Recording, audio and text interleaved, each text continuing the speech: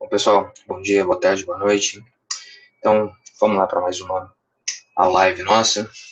Essa é a segunda do bimestre. E então já vamos começar direto na matéria. Na aula passada, eu expliquei para vocês sobre as atividades que eu tinha encaminhado, aquela pesquisa e a produção do nosso artigo referente à pesquisa de vocês. Espero que vocês já estejam adiantando, espero que vocês já estejam aí fazendo para não ficarem nada acumulados. E com relação a essa atividade, em qualquer momento que surgirem dúvidas, vocês podem me procurar. Então, vamos lá. Vou projetar aqui minha tela, para a gente poder começar a conversar sobre a matéria.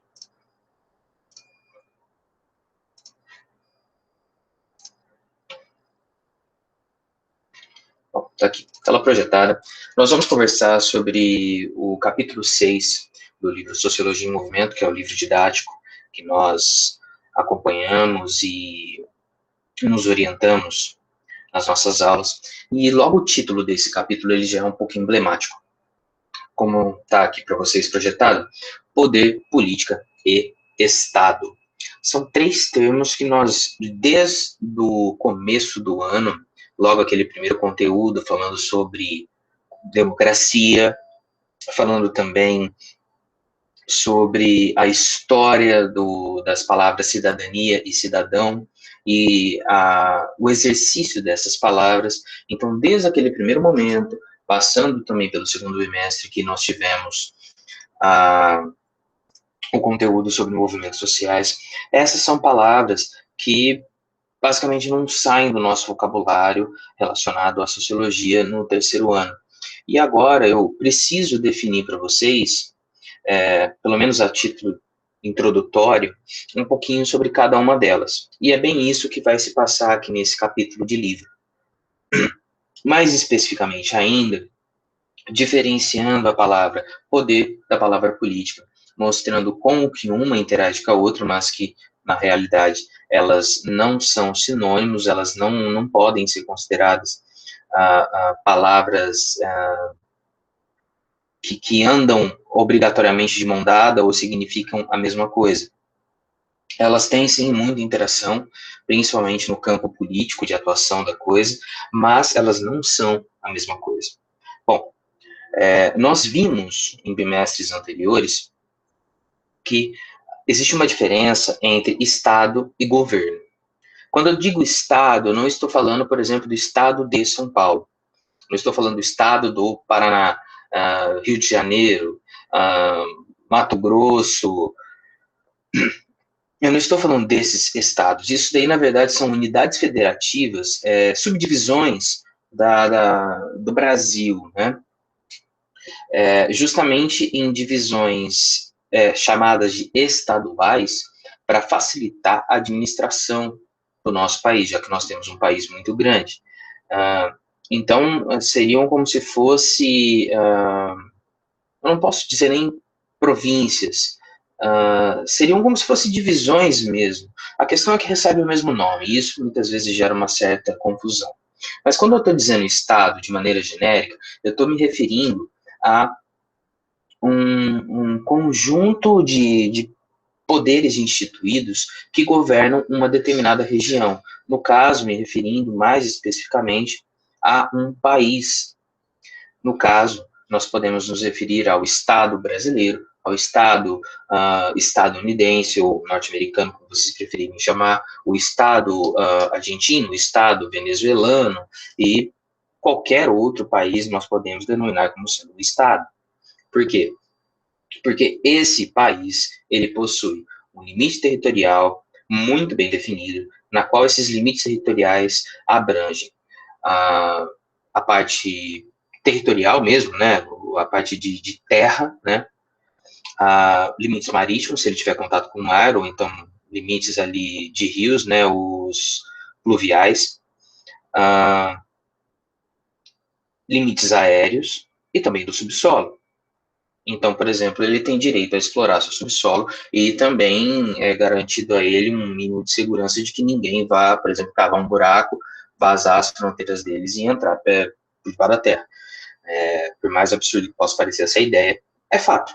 né? Então, os limites estaduais, eles possuem ali um limite territorial, que abrange mar, se tiver contato, rios, ares, né, o espaço aéreo, o espaço terrestre, subsolo, e isso garante a eles também uma exploração econômica desses ambientes, né? Então, poder circular livremente seus aviões, lógico, controlando o tráfego aéreo para evitar acidentes, evidentemente, tal, saber quem que está trafegando, é importante, poder trafegar por rios ou mares, nas estradas, nas terras, delimitar o que é de quem que é o dono daquela parcela de terra, poder explorar subsolos, buscando minérios, rios subterrâneos e por aí vai. Então, existem esses limites. Além disso, o Estado ele é um agrupamento de pessoas que se identifica com esse Estado. Por isso, recebe também a categoria e o nome de nação. E envolve, então, aquele chavão, né, que o povo fala do nacionalismo ou do patriotismo, né, a identificação com a pátria, a identificação com a nação, com a sua pátria-mãe, né, de onde você veio. Então, existe também todo um simbolismo que envolve um conceito cultural. Nós já estudamos em bimestres e anos anteriores esse lado da identidade cultural alinhada a um conceito de nação, país ou pátria que seja. Além disso, esse agrupamento de pessoas, tudo mais e tal, se a gente for pensar que é um grupo de pessoas que vivem junto dentro de um limite territorial, naturalmente precisa haver regras, porque o ser humano ele é taxado na base da regra, né? Ele não consegue se comportar adequadamente em um ambiente vasto e dividido se não for por meio de uma série de taxações de regras. Isso é fato. Se, por exemplo, dentro de uma sala de aula nós precisamos de regras para delimitar quem fala em cada momento, então, imaginem a nível de país, por exemplo, aqui no Brasil, 200 milhões de pessoas convivendo sob um mesmo conceito de pátria ou nação, dentro de um mesmo limite territorial definido. Então, se nós não tivermos regras, a situação tende a ficar muito pior do que já é. Se ela já é calamitosa, se ela já é caótica, se ela já é preocupante, precária em diversas situações, imagine se nós não tivéssemos nenhum tipo de regra. Então, um Estado, para de fato ele ser constituído e muito bem definido, ele também precisa de um governo instituído que, como o nome diz, governa, direciona, gere, administra o Estado, o país em questão e as próprias pessoas. Então, primeiro ponto que a gente tem que diferenciar: Estado de governo. Estado seria a constituição física, simbólica, cultural, também envolvendo ali, desse agrupamento de pessoas num local, num território específico e delimitado. Governo seria uma forma de poder, aí, ó, estamos agora introduzindo pela primeira vez a palavra poder na aula de hoje. Seria, então, uma constituição de poder para governar, administrar, gerir, controlar, se for o caso, esse agrupamento de pessoas ou as próprias instituições que existem no Estado. Quando me refiro a instituições, eu estou falando como, por exemplo, a própria educação, ou então o conceito de polícia, né? Polícias, né? Porque nós temos aí a militar, a civil, e outras tantas vertentes, a federal, e por aí vai. Forças Armadas também. Então, essas são instituições que não podem ser representadas e única e exclusivamente na figura de uma única pessoa, né? Elas não podem ser materializadas na figura de uma única pessoa. Elas são um conceito. Elas envolvem e abrangem toda uma outra rede e gama de atividades que não é apenas resumida em uma única pessoa.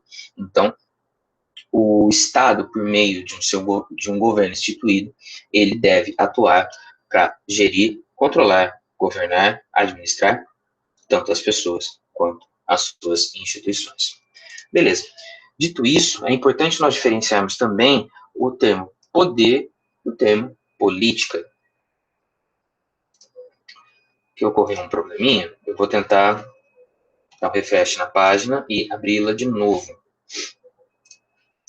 Se não tiver como, se caso eu ter problema de novo nesse arquivo, não há problema. Depois, se for o caso, eu subo ele de novo aqui para o Classroom. Aí, agora foi. Eu subo ele de novo para o Classroom e a gente continua acompanhando. Tá aqui. Então, ó, vamos lá, acompanha a leitura. Muitas vezes, aqui, ó, primeirinho parágrafo, tá?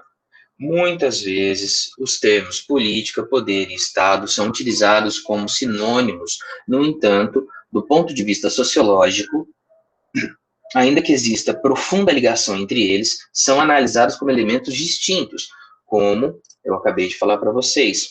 Eles não são fruto do mesmo conceito. Eles podem, às vezes, até ser considerados sinônimos, mas eles não são a mesma coisa. É importante a gente definir. Estado, nós já definimos. Agora, a gente precisa construir a definição de poder para política. Podemos entender o poder como a possibilidade de exercer influência sobre a conduta de outros em determinada relação social. Como veremos adiante, o poder perpassa diferentes relações sociais, mesmo sendo as de amizade, as familiares. Podemos até pensar nas relações amorosas, se for o caso. Então, em se tratando do conceito de poder, ele está absolutamente envolvendo tudo que seja da esfera humana. A política pode ser vista como os meios pelos quais um sujeito ou grupo se organiza, exerce o poder ou conquista. Já o Estado é um modo específico de exercício do poder e a forma como se organiza o sistema político na maioria das sociedades modernas. Existem sociedades tradicionais nas quais o Estado não existe. Do mesmo modo, o pensamento anarquista defende a autogestão sem a presença dominadora do Estado para a construção de uma sociedade justa e igualitária. Percebam o seguinte, aqui, cuidado com a confusão, tá? Já o Estado é um modo específico de exercício de poder. Sim, ele é um modo específico de exercício de poder, só que o exercício desse poder não pode ser confundido com o próprio Estado. O exercício desse poder, ele é o governo. Então, o governo é quem executa o exercício desse poder. O Estado seria a maneira de se executar isso, seria um modo específico de se executar isso. E tem um outro ponto interessante também, que tem aqui numa outra edição desse livro, do Sociologia em Movimento, que eu não consegui achar para lançar aqui para vocês, que eu gostaria de ler agora. Vou até parar a transmissão, para só ficar aqui na minha tela. Então, tem licença só para eu ler esse parágrafo, tá? Na vida social, poder significa a capacidade de agir ou de determinar o comportamento de outras pessoas. As relações de poder perpassam todas as relações sociais. Por exemplo, entre marido e esposa, namorados e até mesmo entre filhos e pais, existem relações de poder, nas quais os conflitos são resolvidos, na maioria das vezes, de forma pacífica. Pelo menos é o que se espera, né? Já a política é entendida de forma geral como meio para resolver conflitos na esfera pública. Olhem só que interessante. Ou seja, no âmbito do Estado. Em nossa sociedade, os direitos ao estudo, ao trabalho, à habitação e à saúde, por exemplo, são regulados pelo Estado por meio de políticas públicas. Ou seja, são políticas ou são medidas governamentais que envolvem a todos e que se aplicam a todos, seja a pessoa rica ou pobre. Então, não importando se ela envolve uma política pública, ela se aplica a absolutamente qualquer cidadão brasileiro. A sociedade se organiza e promove mudanças valendo-se da política. E a seguir, nós vamos identificar essas questões com base em definições de cada termo. Beleza. E aí, nós chegamos nos finalmente, onde eu queria. Por que que logo no primeiro bimestre, numa das nossas primeiras aulas, quando nós falávamos sobre política, sobre cidadania e tudo mais, eu pedi para que vocês tirassem da cabeça de vocês aquela máxima, aquele chavão, quase que fora de moda, de que eu não gosto de política, política não serve para nada, eu não me envolvo com isso e tal. Bom, primeiro de tudo, pessoal, quando eu digo a palavra política, eu não estou me referindo apenas à esfera governamental, eu não estou me referindo apenas àqueles que nos governam e ocupam um cargo eletivo. Presidente da República, deputados, senadores, governadores, secretários, não, prefeito, vereadores, né, estamos aí às vésperas de eleições, né, acontecerão em novembro, excepcionalmente por conta da questão da pandemia, mas eu não estou me referindo única e exclusivamente a essa esfera, que é a esfera governamental do nosso exercício democrático. Né? Por exemplo, você ter que se deslocar num domingo para ir votar, né? Para ir lá e apertar botõezinhos numa urna e tal. Não é apenas isso quando nós tratamos de política. Só que isso também é muito importante. Isso também é muito importante, porque os botõezinhos que você aperta lá nessa urna eletrônica, elas podem resultar, juntando, né, um aglomerado coletivo de pessoas, apertando esses mesmos botõezinhos, podem resultar ali em algo que pode vir a ser até catastrófico, dependendo das escolhas que se façam. Só que, se lhe foi dada a opção, né, se lhe foi dado o poder de escolha, então você tem que exercer isso com responsabilidade. O voto no nosso país ele é algo obrigatório a partir dos 18 anos, né, como nós já vimos logo no primeiro bimestre, dentro do conceito de direitos políticos, então não há muito como fugir disso. E também ele é um exercício de cidadania fantástico. A questão é se ele é feito com responsabilidade e com a devida inteligência. Porque, do contrário, ele pode resultar numa catástrofe. Tem um amigo meu que vive dizendo, quando ele se depara com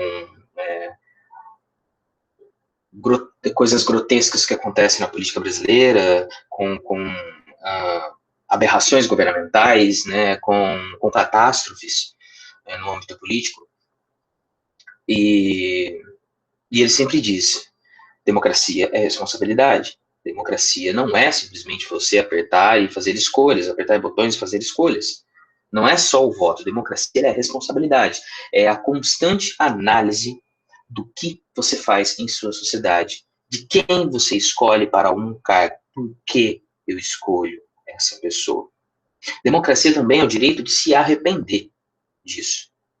Mas o direito de se arrepender não tira o erro cometido por uma ingenuidade, uma falta de responsabilidade numa escolha passada. E eu complemento a frase dele dizendo que democracia, além de ser responsabilidade, ela vem aí atrelada junto com outras duas coisas, que é os mecanismos, né, as ferramentas do título eleitoral e da urna eletrônica. Título eleitoral, senhores e senhoras, ele não é papel higiênico. Urna eletrônica, senhores e senhoras, não é vaso sanitário. Então nós temos que tomar um cuidado muito grande. Senão, catástrofes virão, como há tempos já vem se acometendo. Voltando para a nossa apresentação,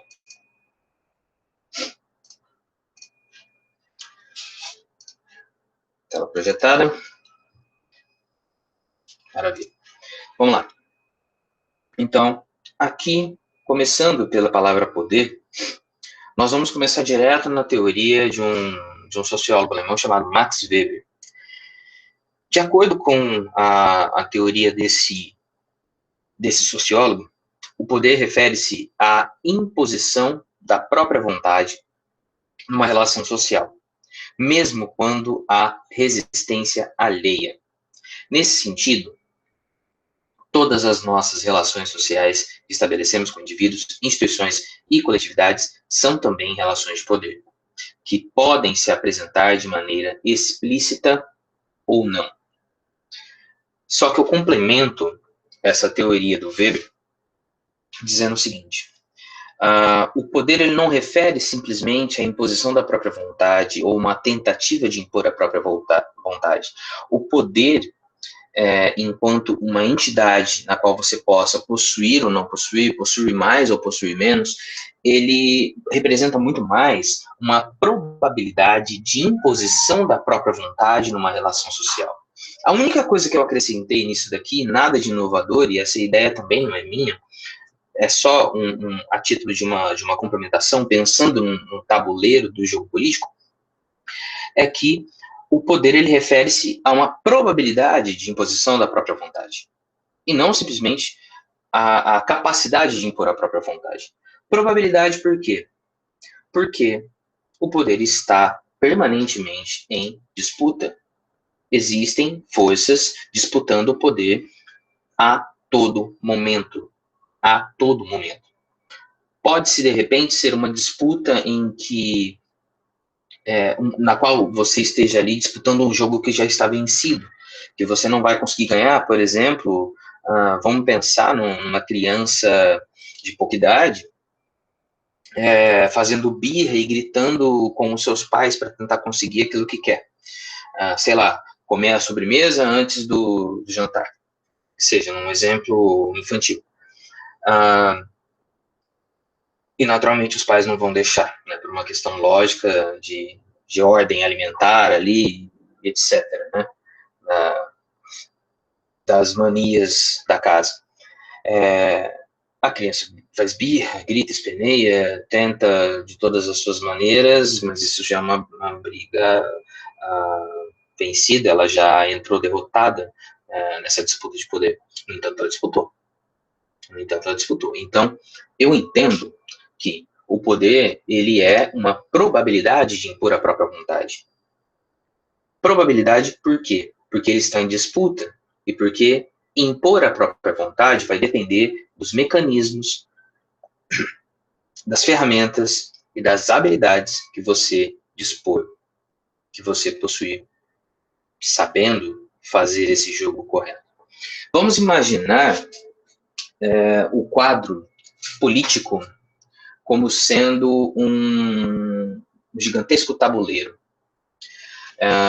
Um tabuleiro de xadrez, por exemplo, na qual nós temos ali dois lados em disputa. Naturalmente, o objetivo é que você derrote o rei que está ali do outro lado. Então, você vai ter que fazer movimentos e escolhas que sejam lógicas para chegar nesse objetivo. Só que o seu adversário, ele também tem jogadas. Ele não vai ficar parado. Ele não vai ficar ali esperando a situação, uma catástrofe, uma derrota, se avizinhar ali na porta dele, bater ali na porta dele, e ele não poder fazer nada. Então, ele também está disputando.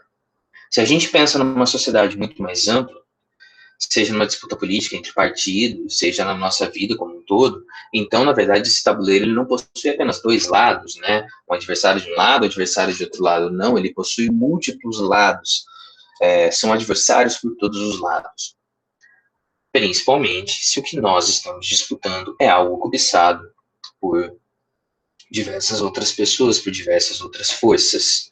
Então, senhores e senhoras, essa mania de dizer que muitos têm, de que não gostam de política, de que não participam, de que não entendem e tudo mais, percebam que a política ela não vai, como eu já falei, não tem só a ver com o cenário governamental ou eletivo que acontece aí a cada 2 anos, né? Os processos eleitorais. A política está em tudo. Aristóteles já dizia que o ser humano ele é um animal político principalmente porque ele tem a capacidade de planejar as suas ações, planejar, inclusive, para fazer dar errado.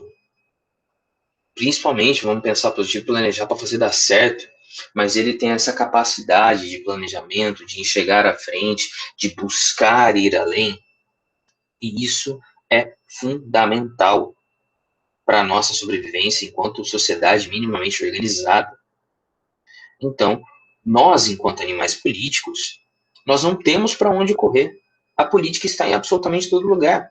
Seja num relacionamento amoroso, seja num relacionamento familiar, seja numa amizade, a política existe. Ela está à nossa volta. Ou seja, a cada 2 anos, nós temos que nos deslocar num domingo, sair daquele almoço em família, né? Aquela coisa fatídica de ter que ver familiares, para alguns é bom, para outros é um purgatório, e ter que se deslocar até algum colégio eleitoral para apertar botões numa urna. A política existe. E o que seria a política? A política seria justamente esse tabuleiro em que o poder está em disputa. A política seria, de modo genérico, generalizado e até resumido, a política seria justamente o jogo de poder, a disputa. A disputa. A tentação pela coroa do poder. Essa seria a tal política. Ou seja, poder e política, eles podem até se confundir, mas eles não são sinônimos, eles não são as mesmas coisas. Vamos aqui a um exemplo. Por exemplo, as relações familiares são relações sociais carregadas de poder. Os membros de um núcleo familiar exercem poder uns sobre os outros em diferentes níveis. Os filhos, em várias situações, agem com base nas orientações e vontades dos pais. Quando um adolescente é convidado para uma festa de amigos, o horário em que deve retornar pode obedecer a uma orientação ou determinação dos progenitores, embora pessoalmente ele desejasse ficar mais tempo na comemoração. Esse poder familiar pode ser caracterizado como direito explícito, quando o horário de retorno é claramente determinado pelos responsáveis. Abre aspas. Você pode ir, mas deve retornar até meia-noite. Fecha aspas. Ou indireta. No caso em que, apesar de não ter sido dito de maneira clara, o horário de retorno da festa é determinado em função dos responsáveis. Abre aspas. À meia-noite tenho de estar em casa, senão meus pais vão ficar preocupados. Fecha aspas. Nos dois exemplos, a conduta do adolescente foi condicionada pelos responsáveis que impuseram sua vontade. O jovem deveria estar em casa, em um horário específico. Então, vejam, nessa microdisputa de poder aqui instituída, a família determina um horário para ser voltado para casa. Então, você está saindo para uma festa e seus pais dizem, olha, tal hora eu quero você em casa. Isso daí é uma conduta de poder explícita, diretiva. Tá? Não faz curva isso. Está lá, claro e dito, tal hora tem que estar em casa. Agora, às vezes é indireto, às vezes não é explícito. Por quê? De repente, a maneira como você foi ensinado, os costumes que imperam aí na sua família, na sua casa, a maneira como seus pais conduzem as coisas. Então, justamente para não ter problemas, para não ouvir, né, uma falação na sua cabeça, para não ter dor de cabeça, para não se dispor com seus pais, você sabe exatamente a que hora você deve voltar. Você sabe até para onde você não deve ir. Então, a relação de poder ela pode ser tanto explícita quanto implícita. E vejam que eu peguei aí um microcosmos. Eu peguei aí algo, uma sociedade microscópica, que é um ideal familiar, né? E pode ser transferido para a casa de vocês, por exemplo, isso, né? Essa noção de disputa de poder. Então, você quer sair para uma festa, ok. Qual que é a condição? A condição para que você possa, além de pedir permissão, é obedecer a regras pré-estabelecidas, no horário de volta, locais que deve ir, que não deve ir, com quem vai, com quem não vai, etc. Então, é um poder em disputa. Aí, a gente pode pensar o seguinte, nesse âmbito familiar. Muitas vezes as relações de poder dentro de uma família, vamos ainda pensar nesse microcosmo, ela é definida por um critério econômico, além de afetivo e tradicionalista e tal, né? Aquela coisa de respeitar os mais velhos, né? Meu pai, minha mãe, o meu responsável, a pessoa que me criou, tal. Mas muitas vezes ela é um critério econômico, do tipo, sou eu que pago as contas aqui em casa, sou eu que ponho comida aqui na mesa, então você vai me obedecer, a casa é minha, tá? Entra todos esses argumentos, né? Muitas vezes de maneira até um pouco ofensiva, mas que são reais. Não que eu concorde com a agressividade, mas os argumentos são reais. E então esse critério econômico ele determina muita coisa. E aí entra, por exemplo, a sanha de muitos de vocês, né, adolescentes, jovens em idade escolar, em essa tara absurda por querer trabalhar a todo custo, ter uma grana e custear as próprias coisas, porque a partir do momento que vocês idealizam, né, a partir do momento que vocês estiverem trabalhando, pagando suas contas, ajudando dentro de casa, você vai poder ter opinião. E muitas vezes sim, você vai conquistar ali um direito de opinar que antes você não possuía, justamente porque agora você participa economicamente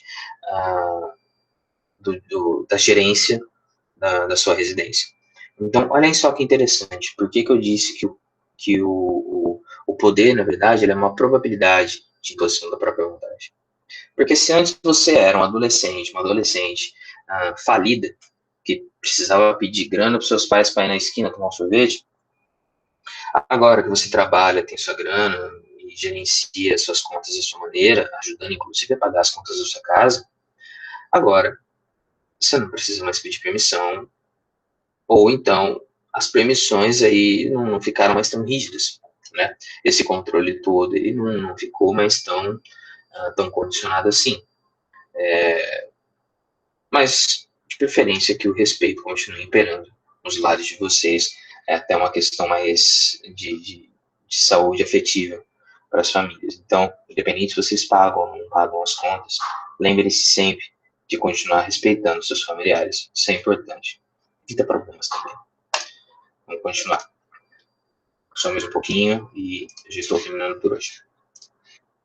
Projetar a tela de novo. Beleza, tela projetada. Vamos lá. Aqui, ó, o inverso também ocorre, em muitos casos a conduta dos pais é influenciada diretamente pelos filhos,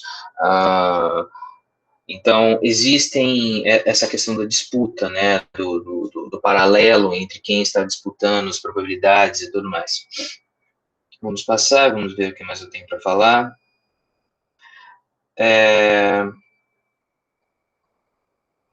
E esse poder aqui também, ele pode ser exercido muitas vezes num âmbito que sai da esfera afetiva e ele vai aí para uma esfera um pouco mais empresarial, como está dizendo aqui, ó. Perceptível nas relações privadas, o poder apresenta contornos ainda mais claros na esfera pública. As relações de classe, o controle social, o exercício da autoridade, as leis, as normas sociais, o poder dos governantes e dos governados, a indústria cultural, são exemplos de exercício do poder na sociedade. Essas formas de poder se caracterizam pela capacidade de influenciar simultaneamente a conduta coletiva de uma grande quantidade de pessoas. Então, vejam, a gente saiu desse microcosmos da família e a gente começou a ampliar relações da esfera pública, né? Falamos até aqui de governantes e governados. Quando o empresário estabelece as normas de conduta para os trabalhadores de sua empresa, ele exerce poder sobre eles na medida em que define o modo de agir desses indivíduos no espaço da empresa e no exercício de suas atividades profissionais. A legitimidade para o exercício desse poder são as relações de produção na sociedade capitalista, que permitem ao patrão determinar a conduta dos empregados, desde que não infrinja normas previstas na legislação.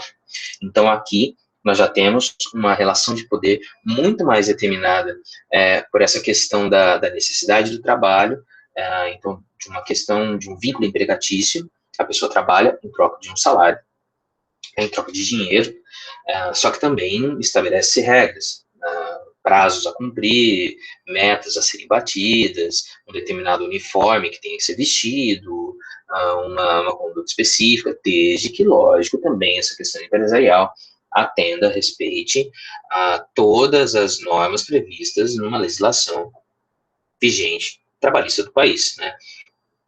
Ainda mais porque aqui no Brasil nós temos os direitos plenamente constituídos, direitos civis, direitos políticos, direitos sociais e também a representação dos direitos humanos dentro da esfera dos direitos sociais e de algumas outras instâncias.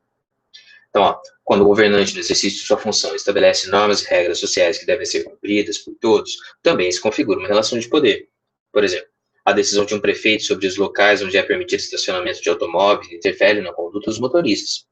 A demarcação de vagas especialmente destinadas a idosos e a portadores de necessidades específicas, da mesma forma, indica a regulamentação do espaço público, no caso, visando atender a demanda de um grupo social definido. Então, veja, não tem para onde a gente correr. O poder, ele está em constante disputa na sociedade, da família, um microcosmos, até relações governamentais determinadas aí por governantes.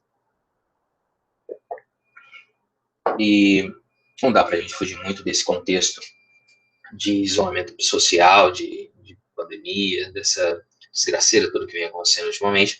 Então, vejam, por exemplo, por meio de decretos governamentais, a nível estadual e municipal, nós temos um enfrentamento a essa pandemia, evitando aglomerações.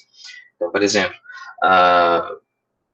eventos, né, eventos esportivos, artísticos, etc., estão proibidos. Cinemas fechados, teatros, o futebol, ele está aí em atividade, em franca atividade, sofrendo aí algumas breves adaptações, mas os estádios estão vazios, não é permitido público. Bares, restaurantes, em alguns locais, né, a depender aí do mapeamento de contágio da Covid-19, então eles já estão aí com atividades, só que ainda reduzidas, em outras estão fechadas aí há meses, tudo com medidas de combate a um mal maior que se instaurou, no caso, a pandemia de Covid-19, né? Então, por mais que exista essa questão aí da liberdade, dos direitos conquistados e tudo mais e tal, diante de uma situação de calamidade pública de extrema necessidade, e por meio também de decretos governamentais emergenciais, é bom que se diga isso, cria-se uma nova forma de estabelecer relações sociais, ou então barreiras de relações sociais, justamente para enfrentar ou tentar conter minimamente a transmissão de um vírus que causa uma doença que possui até que uma taxa de letalidade preocupante, né? Não é uma gripezinha, não basta ter histórico de atleta para se livrar dela, não existe ainda nenhum remédio com eficácia 100% comprovada para o combate ou a reversão dela em casos mais graves. Não existe nenhuma forma de preveni-la tomando remédio, nenhuma forma que a ciência comprovou. Tá? A forma de preveni-la é evitando contato social, porque o vírus está em franca circulação. Todos os dias morrem pessoas, todos os dias pessoas contaminam, todos os dias pessoas saem dos hospitais também, teoricamente, entre aspas, curadas ou recuperadas, mas sempre sobra alguma sequela, não existe certeza de que uma pessoa fique imune depois que pega essa doença, e as vacinas ainda estão em franca produção e testagem. Então, às vezes, o poder precisa ser um pouco mais incisivo, principalmente a nível governamental, quando existe a necessidade de se controlar situações de calamidade ou na tentativa de evitar catástrofes. Bom, por hoje eu vou ficando por aqui. Qualquer dúvida vocês podem me procurar e até a próxima aula. Tchau.